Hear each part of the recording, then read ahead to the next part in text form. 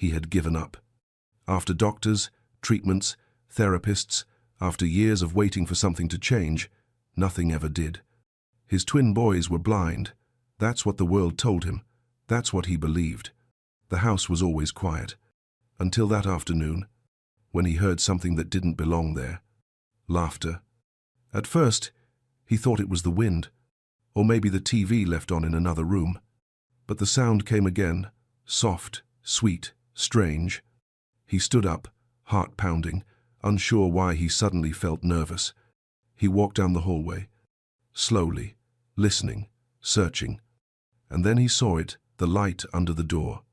The playroom, the one no one used, the one that had been silent for years.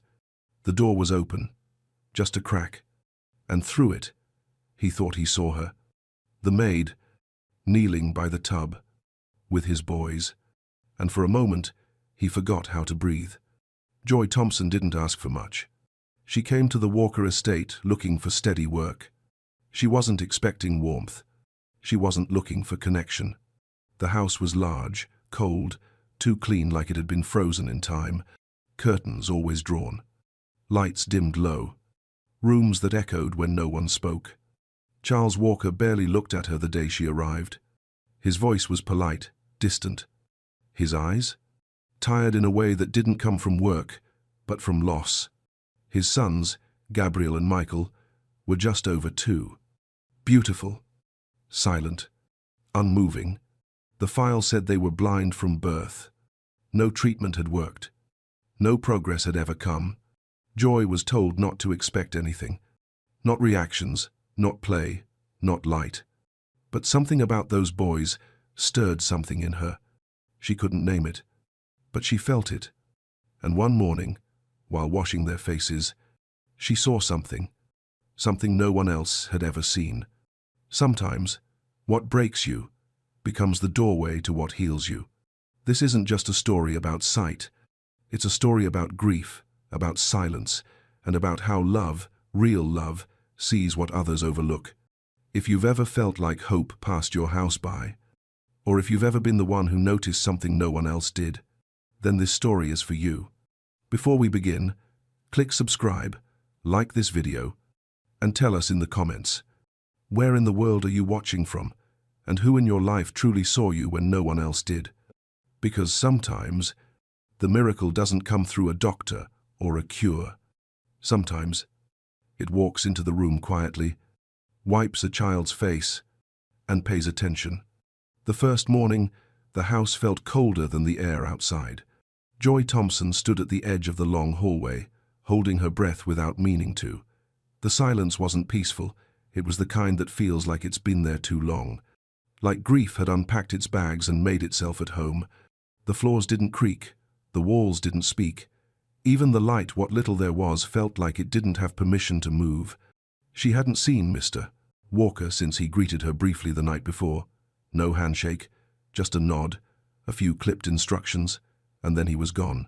He hadn't stepped into the nursery, hadn't looked at the boys. She understood, in her own way. Some pain makes you disappear, even when you're still standing in the room. The boys were already awake when she entered, sitting in matching cribs, dressed in soft grey clothes, their eyes fixed on nothing. Gabriel and Michael, 2 years and 4 months old, pale skin, dark lashes, small hands resting quietly in their laps. They didn't cry, didn't reach, didn't react. She whispered their names anyway. No answer. The only sound in the room was the quiet rustle of the curtains behind her, heavy, lined, always drawn. She began the day's routine, just as the schedule listed. Breakfast, sponge bath, change of clothes, tidy the space. She moved slowly, giving them time to adjust to her presence. Not that they seemed to notice. Later, with the water warm in the tub and soft towels laid out, she lifted Michael first. His body was light, too light. She held him carefully, one hand supporting his back, the other gently cupping his head. He didn't resist, didn't flinch. He just sat there in the shallow water, quiet as ever. Joy rolled her sleeves up, dipped the washcloth in the water, and began to clean his face. And then it happened. A bead of soap slid toward his eye, and for the briefest moment, maybe a second, maybe less, His eyelid fluttered. She paused. It could have been reflex, a twitch, nothing. But something in her gut told her not to move. She stayed there, one hand in the water, her breath caught somewhere between fear and wonder. Then, slowly, she looked over at Gabriel. He was staring off, as always, but just behind him, the bathroom mirror caught a sliver of light. The sun had moved, just slightly, and now a soft line of brightness spilled across the tile. She adjusted the faucet without thinking, angling the chrome just enough for the reflection to shift. The light skimmed across the floor, across the edge of the tub, and stopped near Gabriel's toes. He turned his head. It wasn't sudden, it wasn't dramatic, but it was deliberate. Just a few inches enough to follow the light. Joy blinked, heart thudding, her hands stilled in the water. She didn't say anything. She didn't move. She just watched. And then Michael did it again, that flutter. A soft blink, a blink that had nothing to do with sound and everything to do with light. Her chest tightened. It wasn't proof. Not yet. But it wasn't nothing. She finished the bath quietly, her movements gentle, steady, as though afraid to disturb something sacred. When she lifted the boys out and wrapped them in towels, she kissed their heads without thinking. They didn't respond. But she felt something shift in the room. Later, after they were dressed and settled, Joy walked into the hallway and looked out the nearest window. The sky was pale blue. The garden outside was still. And inside this house, something had just woken up.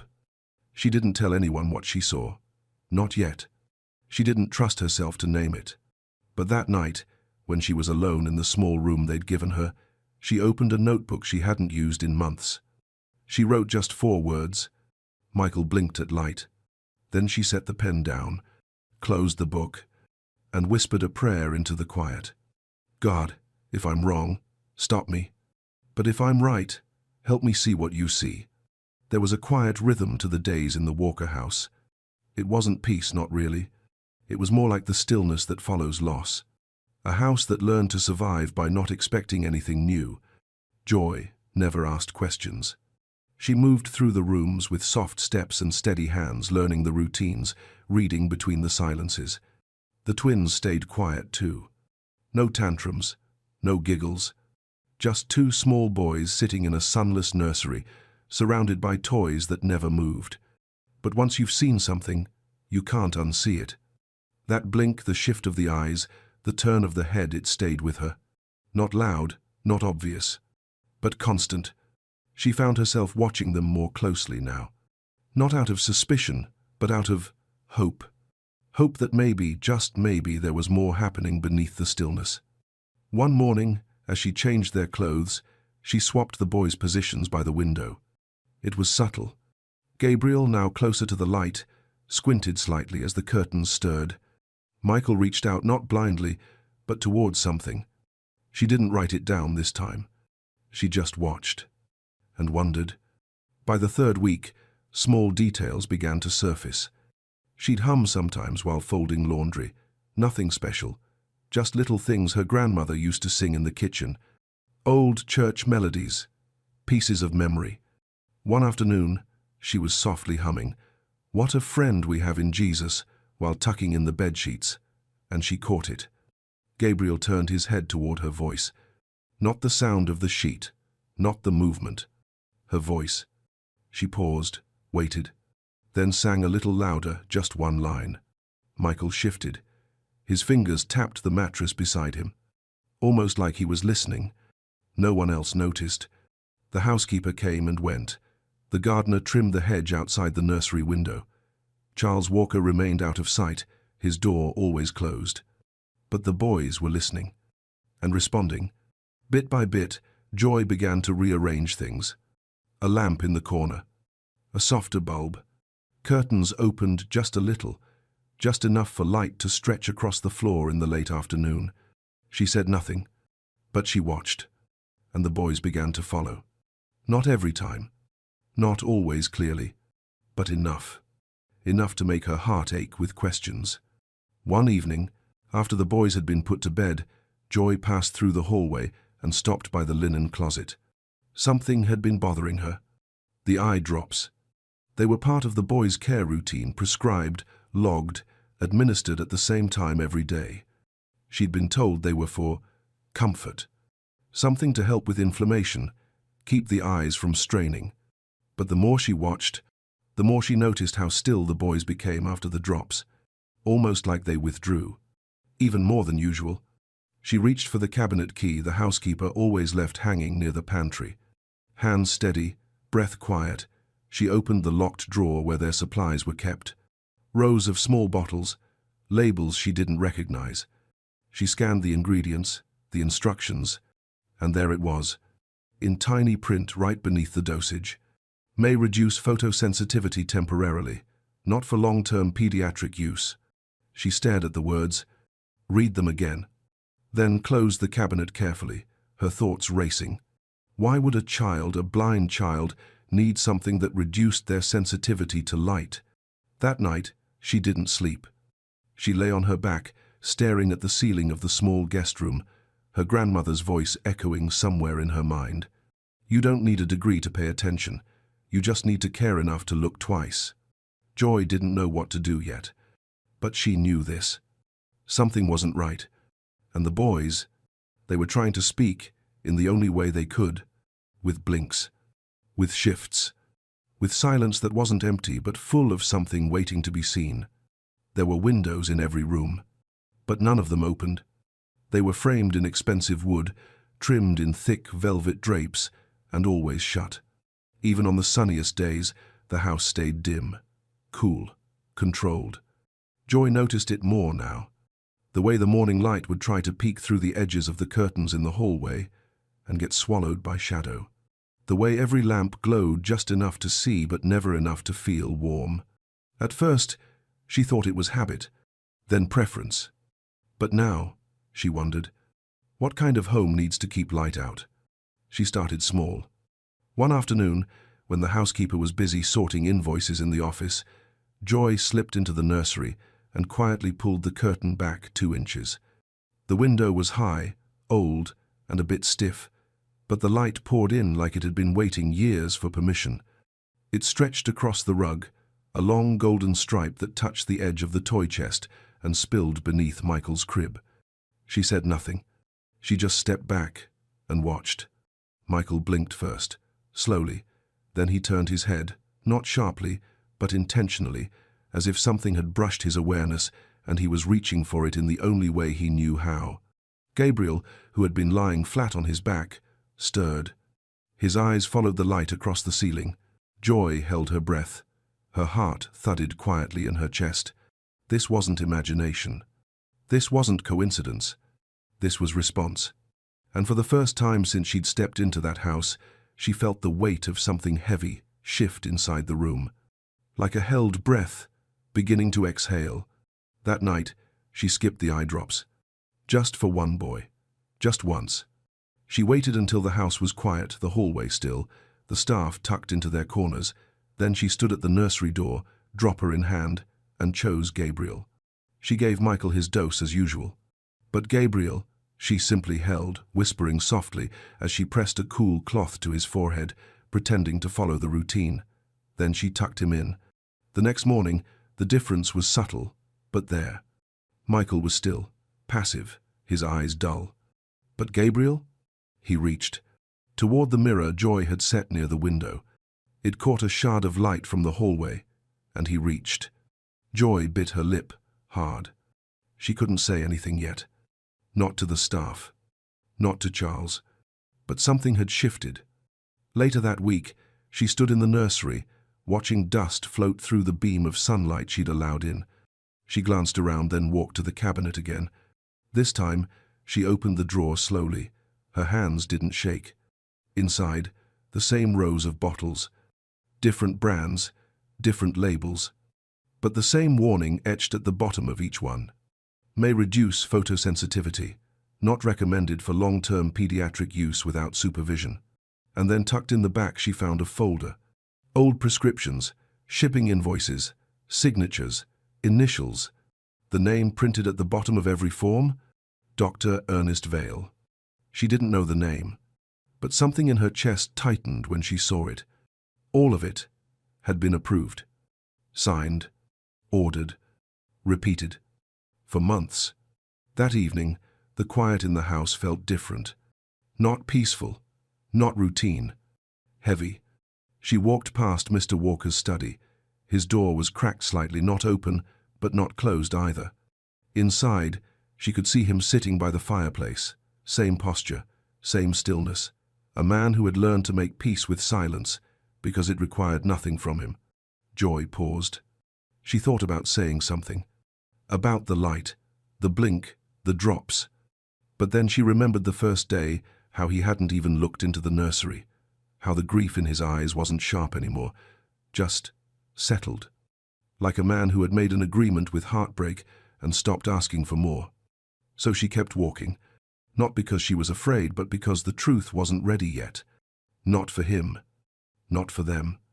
Not until it spoke louder than the silence. That night, she opened her notebook again. She wrote slowly, carefully. 1 entry at a time. Opened curtain 2 inches. Light reached crib. Gabriel tracked mirror. No eye drops. Increased response. Found name, Dr. Ernest Vale. Then, at the bottom, in quiet handwriting, they are responding to light. I don't think they're blind. I think someone made them this way. The mirror was small. Just a piece from Joy's old compact, the kind she used to keep in her purse back when life was simpler. She'd cleaned it, dried it, and set it gently on the nursery shelf near the window where the late afternoon light passed through like a blessing. She didn't tell anyone. Some truths don't come in speeches. They arrive in quiet gestures, like a hand placing a mirror on the floor to see what happens next. It was nearly 5 p.m. The house was still. Dinner was being prepped in the kitchen, the soft clatter of utensils echoing faintly through the vents. The housekeeper had left early that day, and no one else ever came into the nursery this time of day. Just Joy. And the boys. She sat between their cribs, knees folded, the mirror angled just so. A sliver of light caught it, bouncing across the wall, then the floor, then the tiny giraffe toy between them. Gabriel's eyes caught the shimmer first. He blinked once, then again, then turned his face toward it, with a slow, searching motion. Michael followed, his fingers twitching near the rails of his crib. The light danced gently across the bars. His head moved with it. Joy felt her throat tighten, but she stayed still, no sound, no sudden breath. Her hand, steady. Her heart, loud. This was no accident. They were watching. They were seeing. They were reaching for the thing the world said didn't exist. And then, a creak in the hallway. Soft, careful. She didn't look. She didn't need to. Some footsteps carry a weight only grief can make. Even when silent, they say everything. She knew it was him. Charles Walker stood at the threshold of the nursery. He didn't speak, didn't move, didn't interrupt. The door was open just wide enough for him to see everything. Joy, sitting on the floor, the mirror in her hand. His sons, eyes lit with something he hadn't seen since the day they were born. Light, movement, life. She turned her head slightly, caught him in her periphery, but didn't panic. She just whispered, "We're playing." Her voice was soft. Too soft for defense, too strong for denial. Charles stepped in, slow, almost like he didn't trust the floor beneath him. His eyes flicked from Joy to the boys, to the shimmer on the wall, to the expression on Gabriel's face. He didn't sit down. He didn't ask questions. He just stared. And in that long, aching moment, something happened in his face, not dramatic, not loud. A breaking. A soft kind. The kind men try to swallow when no one's watching. "What is this?" he asked, finally. His voice wasn't angry, just cracked, worn down to the bone. Joy looked up. Her hands didn't move. "They see the light," she said quietly. "They're following it." He blinked. Once. Twice. Then shook his head, almost like trying to wake himself from a dream. "That's not." He stopped. Started again. "That's not possible." But his eyes didn't leave the boys. Michael reached again, his hand brushing the edge of light on the floor. Gabriel tilted his head, tracking the flicker on the ceiling. "They've never," he whispered. "Not once, not in 2 years." Joy nodded gently. "I know, that's what I thought too." The room went quiet again. Not the empty kind, the heavy kind. The kind of silence that follows truth when it finally walks in. Charles looked at Joy, then really looked. Not as a maid, not as someone passing through, but as a witness, a person who had stayed long enough to notice what no one else did, a person who wasn't afraid to look again. He didn't speak after that. He just turned, slowly, and walked out. The door stayed open behind him, and for the first time since Joy arrived, the light from the hallway was allowed to stay. That night, she didn't write in her notebook. She sat on the edge of her bed, the mirror resting in her hands, and just stared at it. There were still no answers, no guarantees, no proof anyone would believe. But she knew one thing: she wasn't alone anymore. Charles didn't speak of it the next morning. Not to Joy, not to the boys, not to anyone. He didn't even glance at the mirror on the nursery shelf. Didn't ask where it came from. Didn't ask why his sons had followed the light. But something had changed in him. Joy could see it. He lingered in the hallway longer than usual, paused outside the nursery door before heading into his office. Watched, quietly, when she bathed the boys as if afraid to see too much or not enough. He didn't want to believe, but he didn't want to look away either. That afternoon, Joy did something bold. She walked into the study holding a notebook. Not a report, not a complaint. Just pages filled with days of observations, scribbled in careful handwriting, like pieces of a puzzle only she had tried to fit together. Charles looked up from his desk. His expression wasn't cold, just guarded, like a man who spent years building walls for good reason and isn't sure yet whether to tear one down.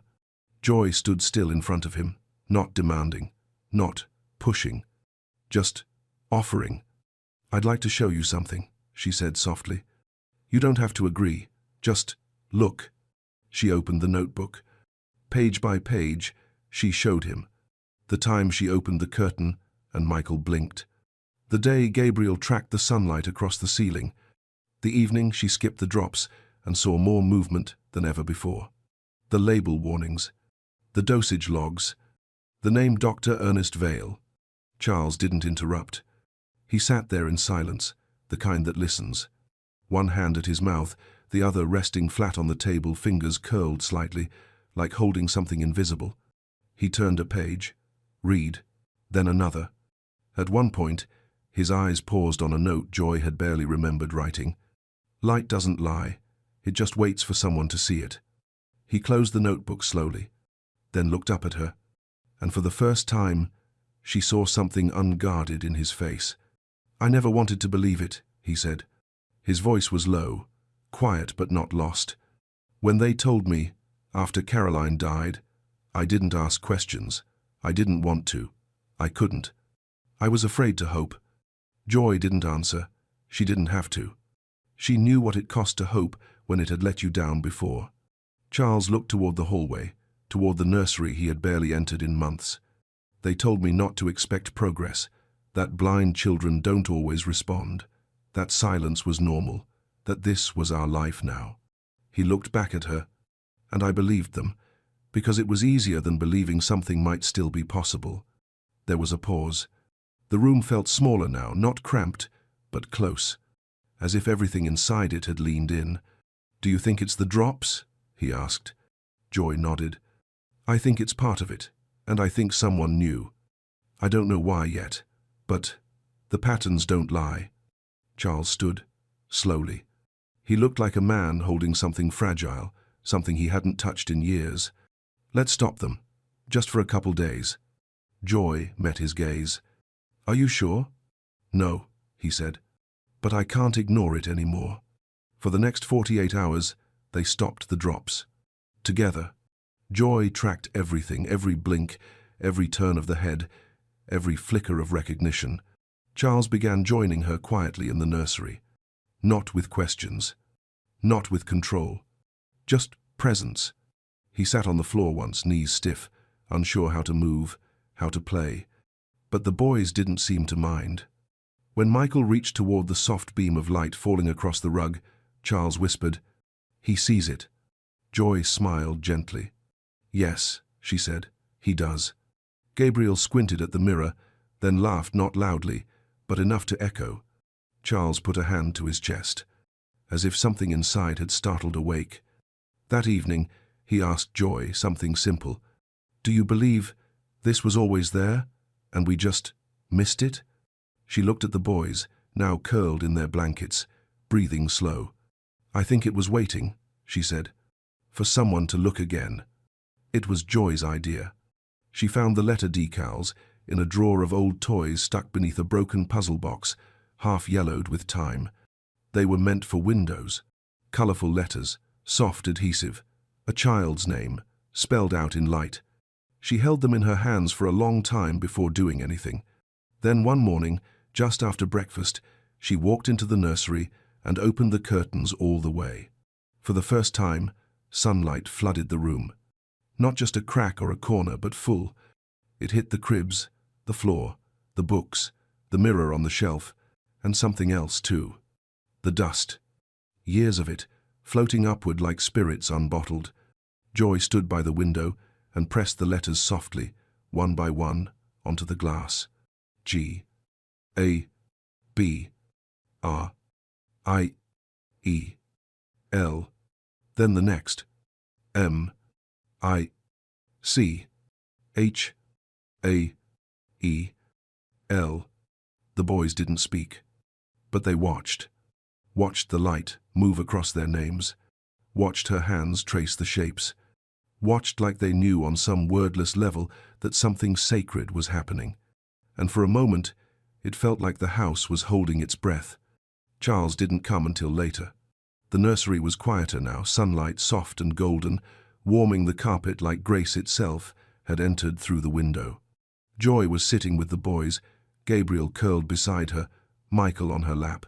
They were playing with nothing, just the light on the floor, the mirror catching it, bouncing it gently across the rug. Charles stepped in. But this time, he didn't stop at the doorway. He knelt down beside them, slower than usual, his joints stiff, his hands unsure. But he came close, closer than he ever had.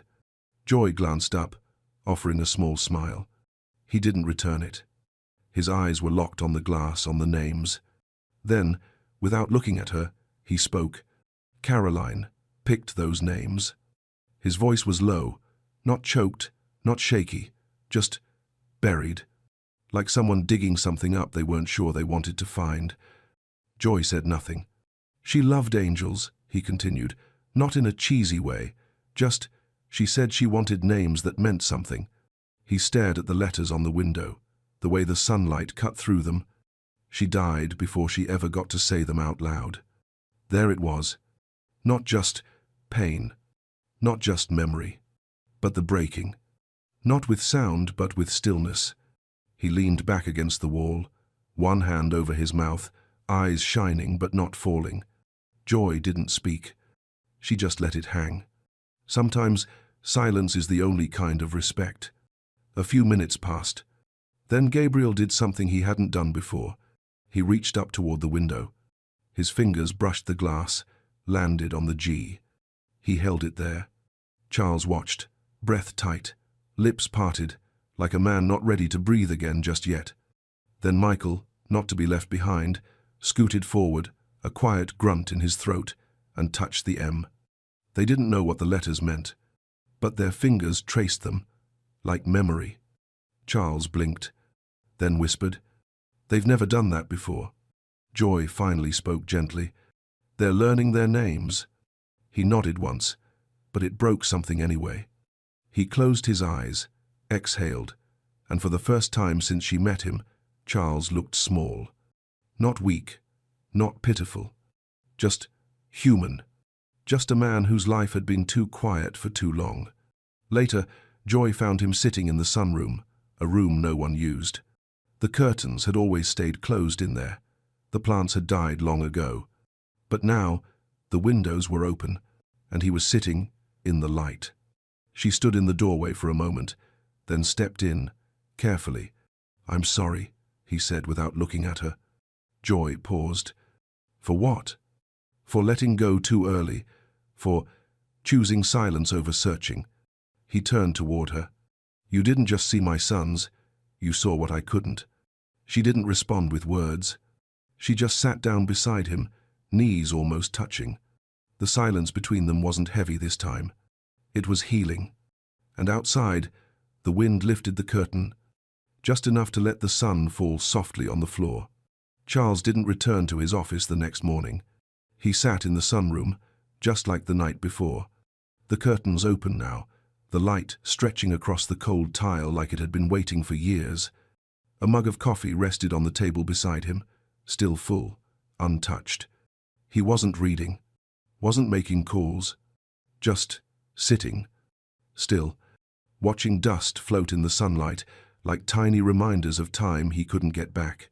Joy passed by once, then again, and finally stepped inside. He didn't look at her, but she could tell he knew she was there. His voice was quiet when it came. "You said someone knew." She paused. "Yes." "About the drops?" "Yes."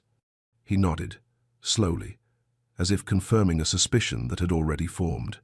"I let them into this house. I paid them. I handed over my sons." Joy sat down across from him, her hands folded in her lap. "You were grieving." "I was hiding." Silence settled between them again, not hostile, just hard. He turned toward her, not angry, just exhausted. "Do you know what it's like to believe the worst because it's easier than hoping?" Joy met his gaze. "I think hope scares people more than pain does." He let out a short breath. Not a laugh, not a cry, just the sound of someone standing on the edge of regret. That afternoon, Charles called his lawyer, asked for the medical release forms, reviewed every note signed, every approval, every prescription. Then he called someone else, a name Joy hadn't heard before, Dr. Ernest Vale. The man on the other end of the call answered with practiced ease, calm, clinical. "Mr. Walker, everything all right?" Charles didn't speak right away. "I want a full breakdown of the boy's prescriptions, every drug, every change, every reason."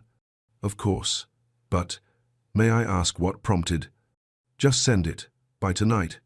His tone wasn't cold, it was awake now. And Ernest Vale, whoever he really was, knew it. Later, Joy found Charles in the nursery. He was standing by the cribs, watching his sons sleep. No clipboard, no phone, just watching. Michael had one hand resting against the letter M on the window. Gabriel was curled beneath the sunlight, his small chest rising and falling in rhythm. "They don't need perfect," Joy said softly behind him. "They just need present." He nodded, slowly. "I don't know how to fix this." "Start with not turning away." He stayed there for a long time. The next morning, Joy made a decision. She contacted someone she hadn't spoken to in years. A friend of her grandmother's, a retired nurse who'd once worked in pharmaceutical compliance. She told her just enough to raise concern, and the woman gave her a name. A young lab technician who had recently resigned from a private clinic involved in experimental pediatric trials. "I'll reach out," Joy said. Quietly, the investigation began in silence. Charles hired a private investigator, discreet, professional. Joy started keeping more detailed notes. Photos, patterns, times, dosage, changes, reactions. The twins continued to grow brighter, not suddenly, not miraculously, but steadily. They reached more, turned more, responded more. And every time they did, the weight in Charles's chest pressed harder. Because every blink was a question. How long has this been possible? What did I miss? What did I allow? One night, just after the twins had gone to sleep, Joy found Charles at the kitchen table. He had the folder open in front of him, the one from Dr. Vale. Pages of prescriptions, notes, authorizations. All signed, all legal, all clean. Too clean. "Nothing here explains anything," he said, flipping through. "They covered it well. That's how shadows work. Joy said. They don't need chaos, just quiet. He looked up. I want to go public. Not yet, but soon. Joy nodded. We will, when the story's ready, when the truth is loud enough. And then, for the first time, he said their names. Out loud, clearly. Gabriel, Michael. The sound of them caught in his throat, not broken, just heavy with meaning. Joy smiled. They know you're saying it. Do you think they forgive me? She didn't answer right away. She looked at the window where their names still clung to the glass. Letters bent slightly from the sun, but still holding. I think they're waiting. For what? For you to see them, not like the world sees them, not like doctors did, but as your boys. Charles didn't speak, but this time he stayed in the room. The story didn't break with shouting. It started with a photo. Gabriel's hand resting on the letter G. Michael turning toward a beam of light, eyes open, focused, alive. Joy had taken it weeks earlier, not to prove anything, just to remember. But now it became a seed, the kind you plant quietly and pray it grows. Charles gave it to a reporter he trusted, a woman who once wrote about his late wife's foundation, someone who remembered Caroline not as a name in a headline, but as a human being. He didn't give her everything, not yet. Just enough. Enough to start the questions. The article came out on a Wednesday. Born blind or made blind. A billionaire's twins and the nurse who noticed. It wasn't sensational. It wasn't cruel. It was curious, the kind of truth that doesn't scream, but lingers. Within 24 hours, the phone started ringing. Lawyers, doctors, journalists, parents. The next day, another article. Then a radio segment. Then a televised interview request, not for Charles, for Joy. She declined. Not yet, she told him. Let the story speak first. The court date came faster than anyone expected. The lab denied everything. The doctor, Dr. Ernest Vale, claimed full legal authority. Every signature, every document, every dose had been approved. Joy testified first. She didn't cry. She didn't waver. She just told the truth, moment by moment, memory by memory. She spoke of blinking, light, laughter, the way silence can lie when no one questions it. She spoke of her grandmother's voice. You don't need a degree to pay attention. The courtroom didn't move when she finished. But it didn't need to. Truth doesn't need applause. It just needs to land. Charles took the stand next. For a moment, he didn't say anything. Just stood there, one hand on the edge of the podium, the other resting near his chest, like holding something invisible. I believed what they told me, he began. I didn't ask enough questions. I didn't pay attention. And because of that, my sons were put through something I'll never fully understand. He looked down for a moment, then back up. But someone did pay attention. Not for money, not for recognition. Just because she cared. She saw what none of us saw. And because of her, I got to see my sons for the first time. He didn't speak long, but no one in that room looked away. When the whistleblower came forward, the young technician Joy had reached through her contact, the case cracked wide open. She brought evidence. Emails, formulas, trials not listed in public records, payments, protocols, internal messages about light suppression datasets. The truth didn't scream. It stacked page by page, fact by fact. And when the judge ruled, when the verdict came down, the room didn't erupt. It exhaled. Malpractice confirmed. Experimental drug trials without proper consent. Severe ethical breaches. The clinic was shut down. Dr. Vale lost his license. And the boys, Gabriel and Michael, became something more than a headline. They became seen. Back at the estate, the windows stayed open now. Light lived there again. Not loud, not blinding, but soft, honest, free. One morning, Joy brought in a set of clear window crayons, the kind you can use to write messages on glass. She handed one to Gabriel. You want to try? He looked at her eyes, focused, aware, and took it in his small hand. She steadied his grip, helped him make the first letter. J, Michael joined, scribbled beside it. Joy couldn't tell what he meant to write, but she didn't correct him. It was perfect. Charles stood in the doorway. He didn't interrupt. He just watched, and when Gabriel turned to him, eyes full of light, and smiled, Charles smiled back. "They see you," Joy said gently. He nodded. "And now I see them." The house was no longer quiet. Not like before. The kind of silence that once settled into the walls, heavy and constant, had been replaced with something new. Stillness that breathed. Laughter that echoed down the hall without apology.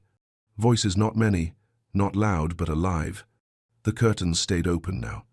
Not just in the nursery. Everywhere. Windows that once held years of dust now framed sunlight.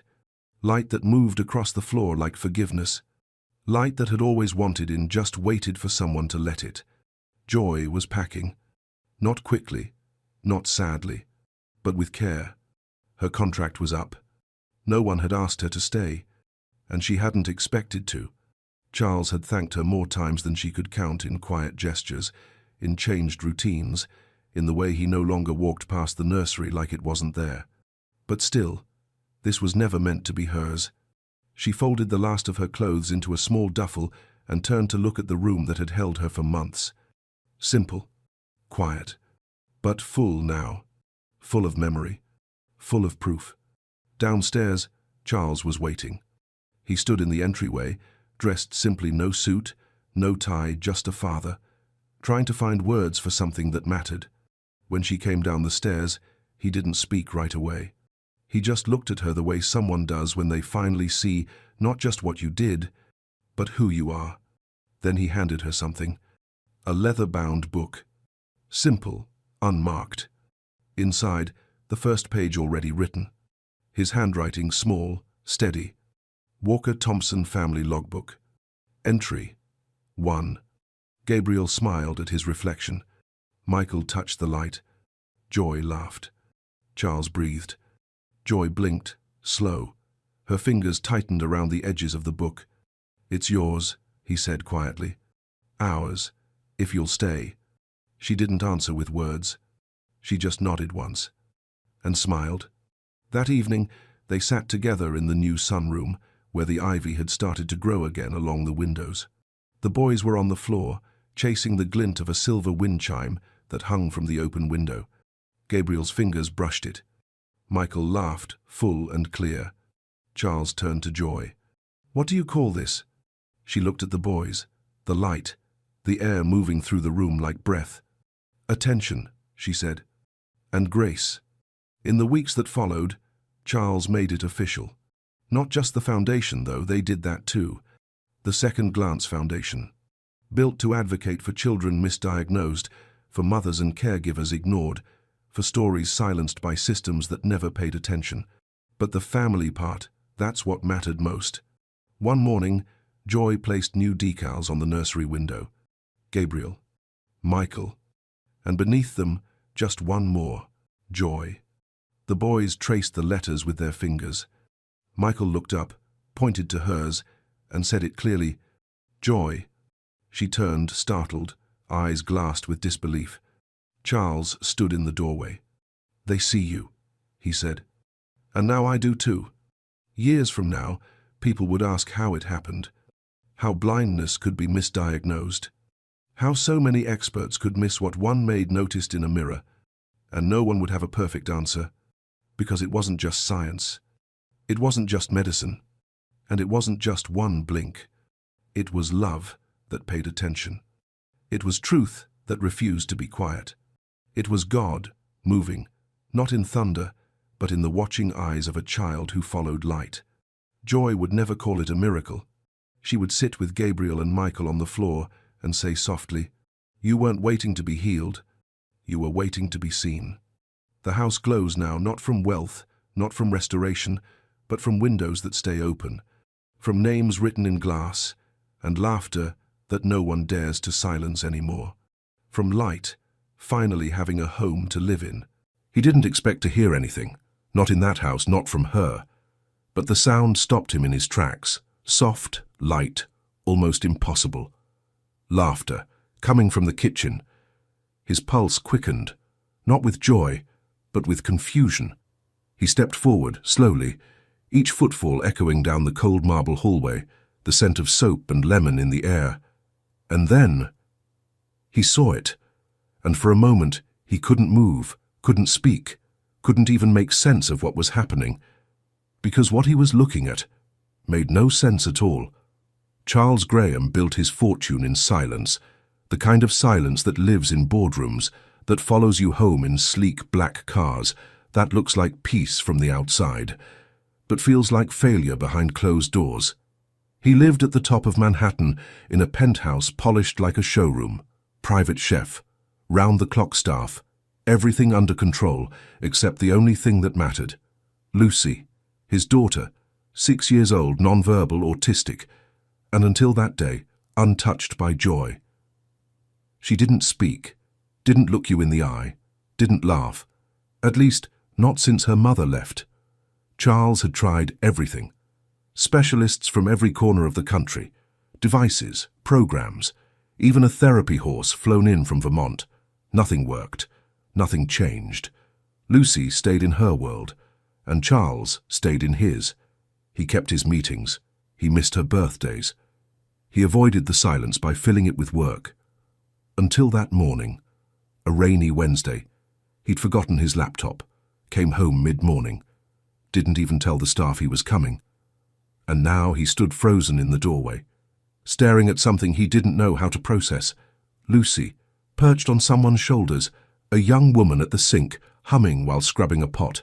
And Lucy, laughing, freely, joyfully, her little hands flapping, eyes bright, body alive. Charles couldn't remember the last time he saw her like that. Maybe he never had, but instead of joy, what rose in him was fear, then anger, then something far worse. He opened his mouth and destroyed it all. Before we go deeper, click subscribe, tap like, and tell us where in the world you're watching from. This story is about the kind of love that doesn't always look like love at first, but finds a way when we least expect it. What happened in that kitchen wasn't the beginning of a breakdown, it was the beginning of a reckoning. And for Charles Graham, the man who had everything, it was the first time he realized what he was truly missing. He wasn't always this cold. Once Charles Graham was the kind of man who believed in legacy, in building something that mattered, not just for profit, but for family, for a future. But the day Lucy stopped speaking, something inside him stopped too. He tried to keep going, tried to be the man the world still believed he was. 40 years old, head of a tech empire that went from garage code to global IPO in 6 years. Investors called him a genius. Magazines called him a miracle. But at home, there was no press, no applause, just the quiet click of his dress shoes on hardwood floors and a daughter who couldn't say his name. Lucy had been diagnosed at 4, autism, non-verbal, sensory sensitive. Charles remembered sitting in that white office, blinking through medical terms like a man who spoke only numbers. His wife never made it to the follow-up. She packed a suitcase that fall and left a single note by the door. "I can't do this." Neither could he, if he was being honest. But Charles didn't leave. He stayed. Just not all the way. He handed Lucy's care to professionals, rotated through therapists like apps on his phone, hired a full-time nanny, part-time behavioral coach, private chef, and an estate manager who oversaw it all. Every corner of the penthouse was curated for ease, child-safe, ultra-modern and completely sterile, a place that looked perfect and felt like nothing.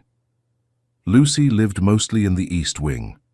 Her room, the sensory space, and the quiet kitchen where she'd often sit for hours, tapping blocks or tracing the window glass with her fingers. Charles told himself she was okay. That silence was just her version of peace. But in truth, he stopped going in there. He left before she woke, returned after she was asleep, and when he did try to connect, kneeling beside her, reaching for her hand, she'd pull away like he was a stranger. Sometimes she'd hum, just a low, fragile tone, like she was trying to find something only she could hear. It haunted him more than any silence ever could. Still, He kept moving. Because movement at least felt like control. He worked late, traveled often, told himself it was all for her, for Lucy's future. But the truth was quieter and heavier. He was afraid, not of her diagnosis, but of what it revealed in him, the helplessness, the failures he couldn't outrun, no matter how many millions he made. And then came that morning, the one he hadn't planned, a cancelled meeting, a forgotten laptop, the rain falling hard on the city, smearing the skyline like watercolor. He'd stepped into his home expecting silence. Instead, he heard something he hadn't heard in years. Joy. Not music. Not a therapist's song. Not a toy making noise. Laughter. Real. Messy. Alive. And for a moment, he didn't recognize it, until he followed it. Down the hallway, into the kitchen, and saw his daughter, Lucy, lifted high on the shoulders of a woman he barely remembered hiring. The new housekeeper, Grace. She was humming, bare feet on the tile, soap bubbles floating around them like tiny stars. Lucy's face was wide open, bright, wild with wonder, clapping her hands as if the world had just let her in for the first time. It should have been a miracle. But to Charles, it felt like chaos. She could fall. She could be overstimulated. She could shut down. His fear took over before his heart could catch up, and with one sentence, he tore it all apart. He didn't know it then. But that single reaction would cost him more than he ever imagined, and what would follow wasn't discipline. It was loss. Real, soul-deep, irreversible loss. He raised his voice before he could lower his fear. What the hell is going on in here? It wasn't just loud. It was sharp, like glass cutting through a moment that had no defenses. Grace froze. The sponge slipped from her hand and hit the sink with a splash. Lucy stopped laughing. Her arms dropped to her sides. Her body stiffened. The smile vanished from her face like it had never been there at all. Charles stepped forward, furious, not because she'd done something wrong, but because he didn't know what she'd done at all. His daughter was on a stranger's shoulders, a child who flinched at touch, now wrapped around this woman like she was part of her. It didn't make sense. It didn't feel safe, it didn't feel controlled. And for Charles Graham, control was survival. "Get her down, now," he snapped. Grace bent her knees slowly, lowering Lucy to the floor with careful hands. No sudden movement, no panic. But Lucy was already shrinking, her body curling inward, her fingers twitching at her sides. The look on her face wasn't confusion, it was fear. "She was safe," Grace said softly. "She asked to see the bubbles. I thought—" "You thought," he cut in, jaw tight. "You don't get paid to think." Grace stood up straight. She didn't argue. She didn't raise her voice. "I just wanted her to smile," she said. And she did. But he wasn't listening. He couldn't. He was already too far gone. "You're not her therapist. You're not her parent. You're a maid. A maid. Stay in your lane." He didn't mean to say it that way, but it came out with all the weight of everything he hadn't said in months. Grace looked at him. No tears, no defense, just a kind of quiet disbelief, like she'd seen this before, from other people, in other rooms. "Sir," she said gently, "I would never put her in danger." But Charles wasn't in the room anymore. He was in his own head, spiraling, seeing headlines, liability, lawsuits. What if she had fallen? What if she'd gotten hurt? "You're fired," he said flatly. "Sir, please, no discussion. I want you out by the hour. Marta will sort your things." Grace blinked like she hadn't heard him, but she had. Lucy let out a small sound, not quite a cry, but something close. A strained whimper, the kind she used when she was overwhelmed and couldn't process it fast enough. Grace knelt beside her. "Shh, it's okay," she whispered.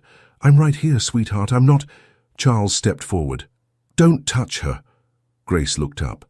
"She needs—" "I said, don't touch her." Her hands slowly lifted away. Lucy turned toward her, arms stretched out, needing the comfort that had just been ripped away. But Grace didn't move.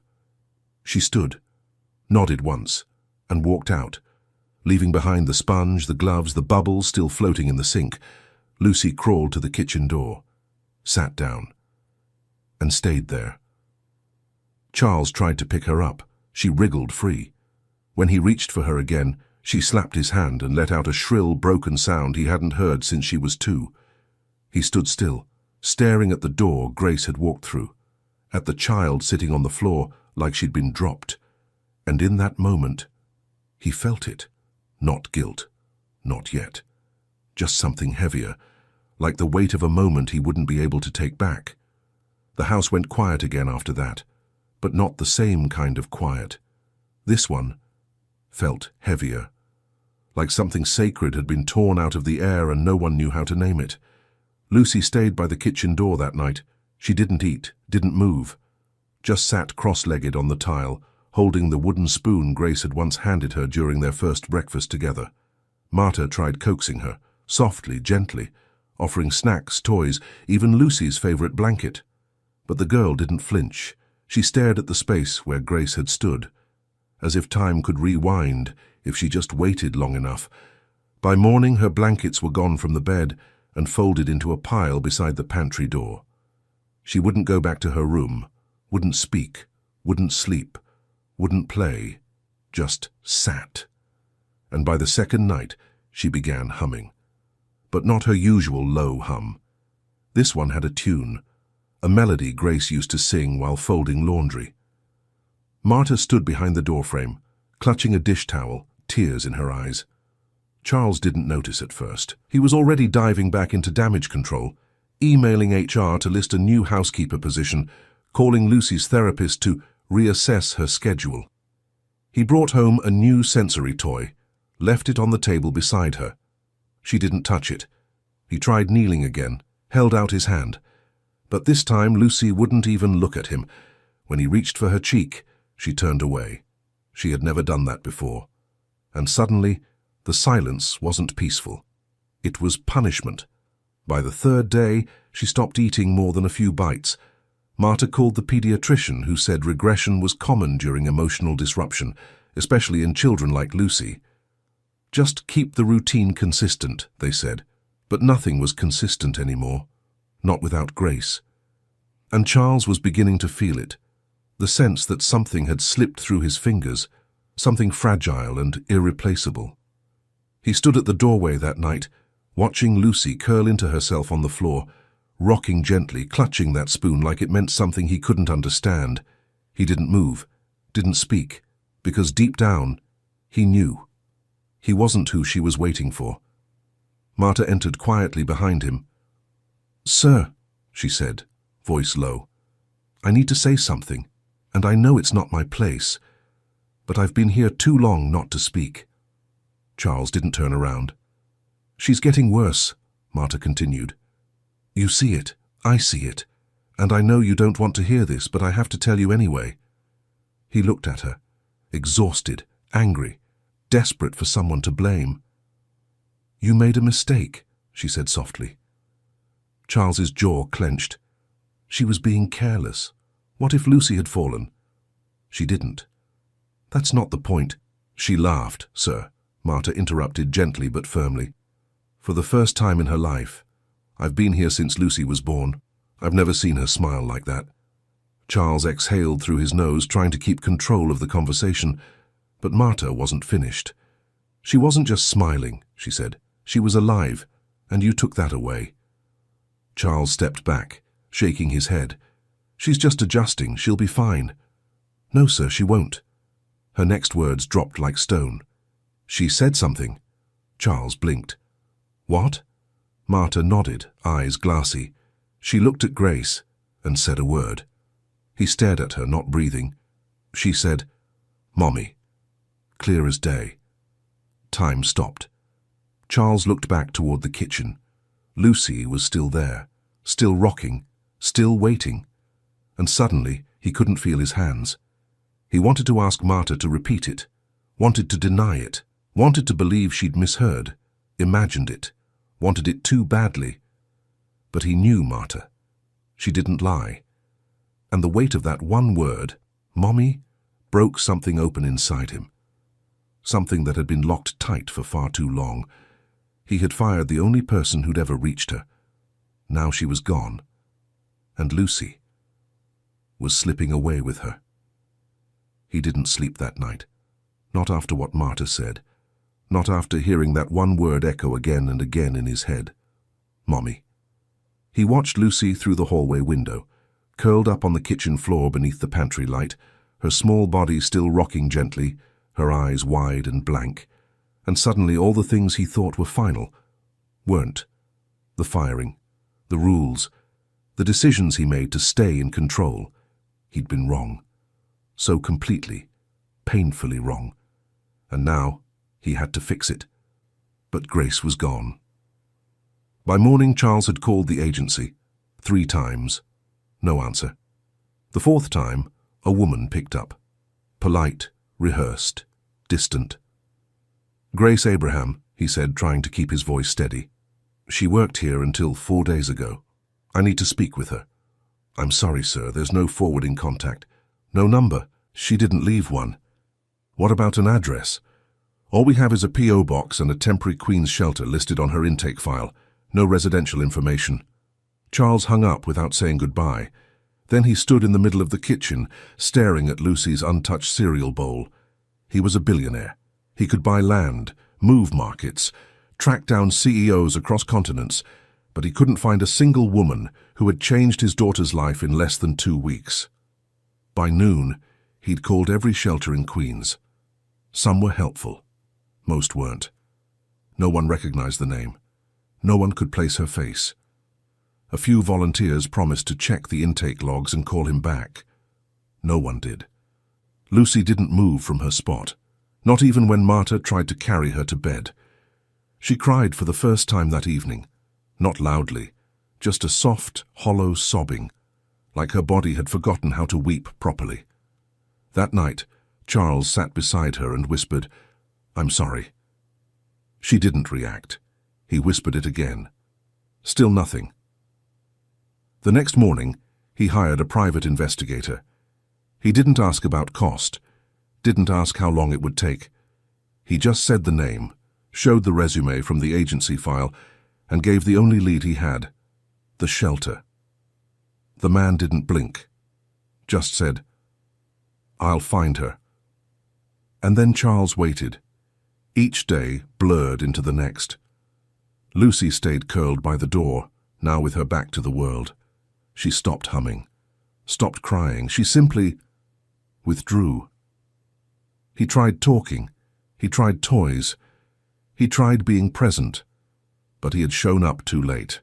Whatever Grace had unlocked in those short, impossible days was slipping away. And it was all his fault. On the 6th day, the investigator called. "She's not at the shelter anymore," he said. "Hasn't been for weeks, but someone remembered her. Said she used to come by with her little brother. Gave us a new lead." Charles didn't ask what it was. He was already grabbing his coat. It was raining again, the same way it had that morning in the kitchen. He arrived at a worn-down building in Queens, the kind with rusted gates and cracked steps. No elevator, 5 flights of stairs. By the 4th, he was winded. By the 5th, he was shaking. He raised his hand, knocked twice. The door creaked open. A girl, maybe 8, maybe younger, peeked out with cautious eyes. "Who are you?" I'm looking for Grace." The girl called over her shoulder. "Jew! There's a man at the door." A pause. Then footsteps. Grace appeared, towel over one shoulder, her face unreadable. The moment she saw him, something in her jaw tightened. Her arms folded across her chest. "What do you want?" Charles opened his mouth, but for once the words didn't come easily. He wasn't here as a CEO, not as a man with money, not with power, just a father who had run out of chances. "I need to talk to you," he said quietly. Grace didn't answer. She just waited, and in the silence between them stood everything he'd broken. Now he would have to face it, all of it. Grace didn't move from the doorway. She stood there, arms crossed, blocking the threshold with the quiet strength of someone who's learned the hard way what not to let back in. Charles felt the heat rise behind his collar. Not from arrogance, not from anger, from shame. The kind that doesn't flinch, the kind that lingers. "I shouldn't have come unannounced," he said. Grace raised an eyebrow. "But you did." Her voice wasn't cold, just tired, like someone who'd already rehearsed this conversation and expected it wouldn't matter. Behind her, a kettle whistled on the stove. On the couch, a boy sat cross-legged, scribbling math problems in a workbook. Her world, small, cluttered, alive. He took a breath. "Lucy isn't okay." Grace didn't react. "She hasn't spoken. She's barely eating. She won't sleep unless she's by the kitchen door." Grace blinked, slow and unreadable. "You fired me." "I know. In front of your staff. Like I was nothing. I was wrong. You were cruel." He swallowed hard. "I was scared," he said. "I saw something I didn't understand, and instead of asking questions, I reacted. I thought I was protecting her." Grace leaned against the frame. "From what? Joy?" That landed. He looked down at his hands, like maybe they could explain what words couldn't. "I've never seen her like that before," he said. "Not once." Grace didn't speak, didn't nod, just watched. "She called you something," Charles said quietly. Now she looked at him. He met her eyes. "Marta told me. She called you Mommy." The silence that followed wasn't empty. It was full. Full of things unsaid. Full of the weight of that word, spoken for the first time by a little girl who had never spoken at all. Grace's eyes welled, but she blinked them dry. "I didn't teach her that," she said. "She chose it." "I know." Charles stepped back slightly, gave her space to breathe, to decide. "I'm not here to ask you to come back the way things were," he said, "because they can't be and they shouldn't be." He reached into his coat pocket, pulled out a plain white envelope and offered it to her. Grace didn't take it. "It's not money," he added. "It's a proposal, something different, on your terms, if you're willing to hear it." Still, she didn't move. He let the envelope fall onto the table just inside the door. "She needs you," he said finally. Then softer, "I need you too. Not as help, not as staff, as someone Lucy chose, as someone I failed to see." Grace looked at him for a long time. Not angry, not forgiving, just measuring, trying to decide if this man was the same one who'd thrown her out like she didn't matter, or someone new.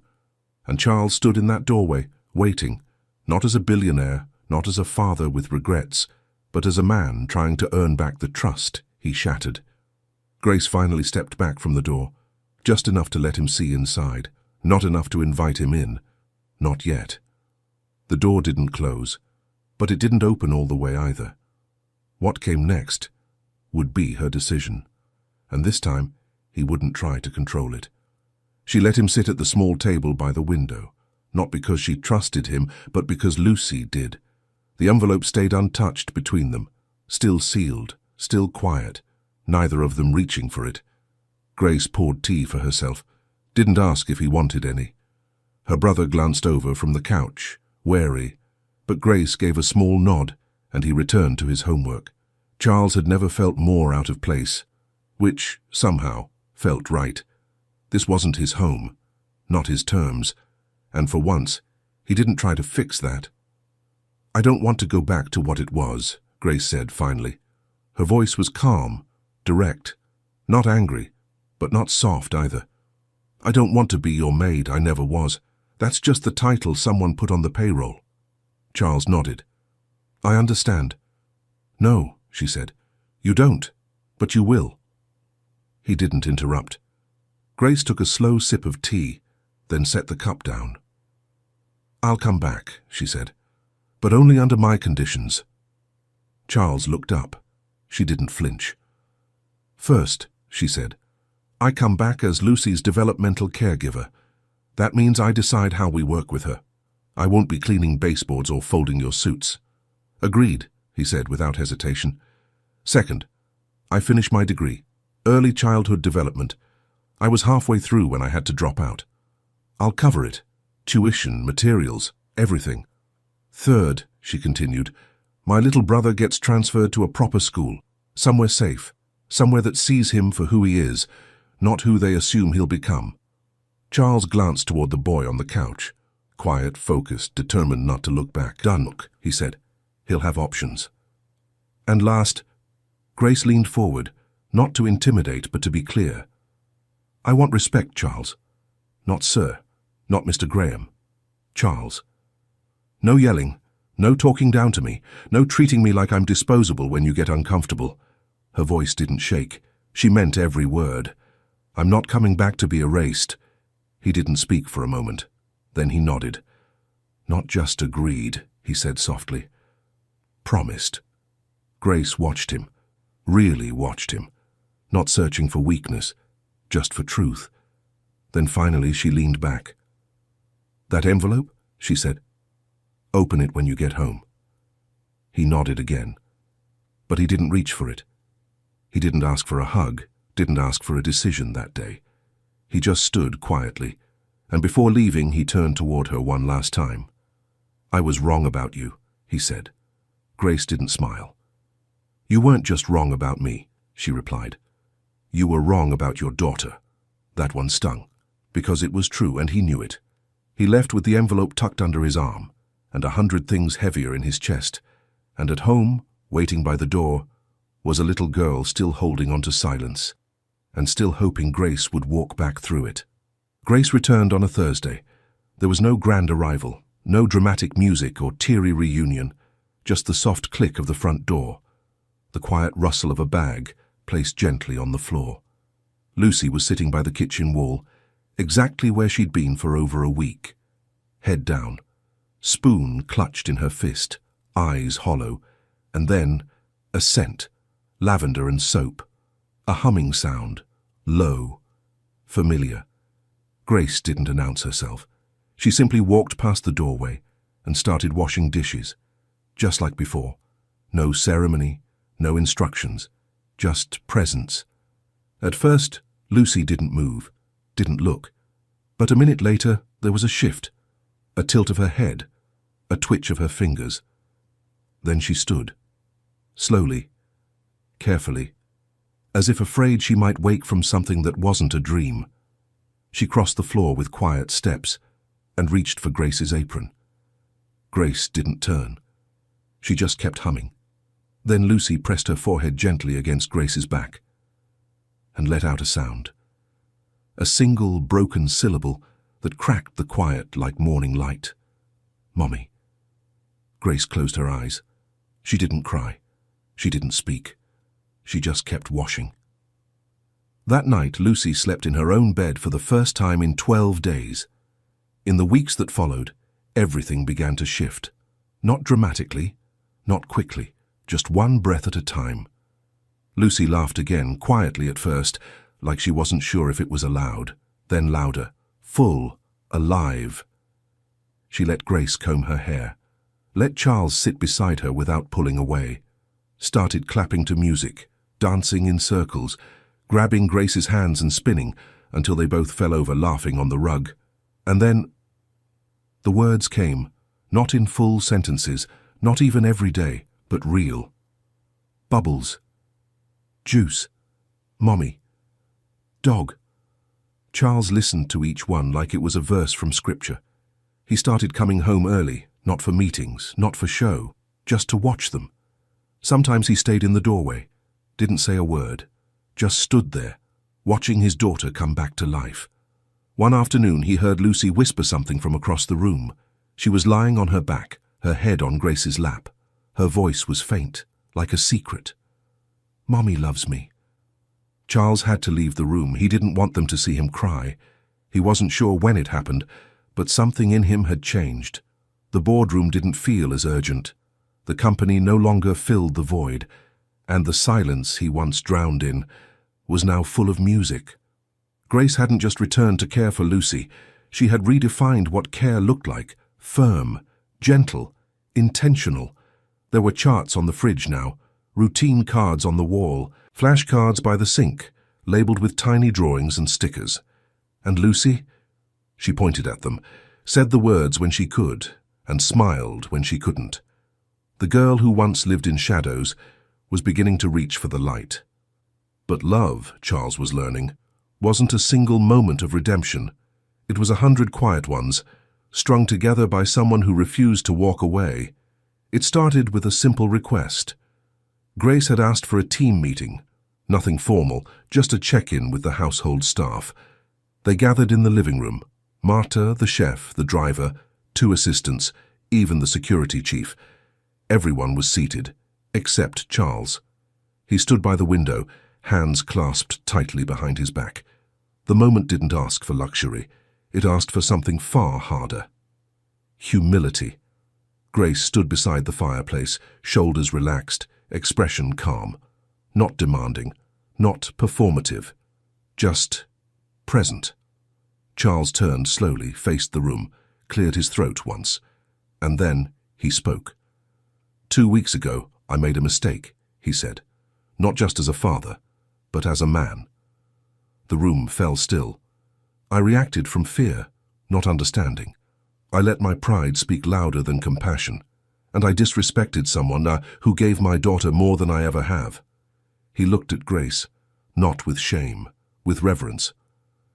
You brought Lucy back to life, he said, his voice tight. Not with therapy, not with money, but with patience, with warmth, with presence. The silence in the room thickened. I treated you like staff, like help, like someone who could be replaced. A pause. You can't be. Grace didn't look away, didn't flinch. She let him say what needed to be said. I'm sorry, Charles said, not because I feel guilty, but because I was blind. He took a slow breath, then did something no one expected. He lowered himself to one knee. Not out of drama, but truth. A billionaire in a $1,000 suit, kneeling before the woman he once fired without thought. I'm asking for forgiveness, not for what I did, because I can't undo it, but for what I'll do differently from here on out. Grace looked down at him. Her eyes didn't soften, but they did shine, with something quiet, something real. She nodded. Apology accepted, she said. Then gently, let's move forward, not pretend it never happened. The staff exhaled like they'd all been holding something in. Marta wiped her eyes. The chef gave a quiet nod. Even the driver shifted in his seat, because they weren't just witnessing an apology, they were watching a man transform. That evening, Charles sat at the edge of Lucy's bed. Grace was reading beside her, voice soft, rhythmic. Lucy curled between them, her head resting on Grace's arm, her fingers gently tracing the fabric of Charles's sleeve. And for the first time in years, he didn't feel like an outsider in his own home. He felt part of something, not because he deserved it, but because he chose to show up for it. Forgiveness wasn't a finish line, it was a door. And now that it was open, all that mattered was what came next. 2 years later, Grace stood at a podium in a deep blue cap and gown. The tassels swayed as she looked down at the degree in her hands, Bachelor of Science in Early Childhood Development, magna cum laude. She didn't cry, but Charles did. He sat in the front row beside Lucy, who clapped wildly as Grace's name was called. Lucy didn't need prompts anymore. She knew when to clap, she knew who she was clapping for. Life had changed, slowly, then all at once. Charles stepped down from his company's board the year Grace went back to school. Not because he had to, because he finally understood what he didn't want to miss. He poured his energy and his guilt into something new. The Lucy Foundation, a non-profit dedicated to supporting underprivileged neurodiverse children and training caregivers in Grace's development model. No tech, no stock charts, just people helping people. The first center opened in the Bronx. By year's end, there were 3 more. Lucy still didn't talk much, but she didn't have to. She laughed. She danced. She reached for people when she wanted them near. And she used her words, not many, but enough.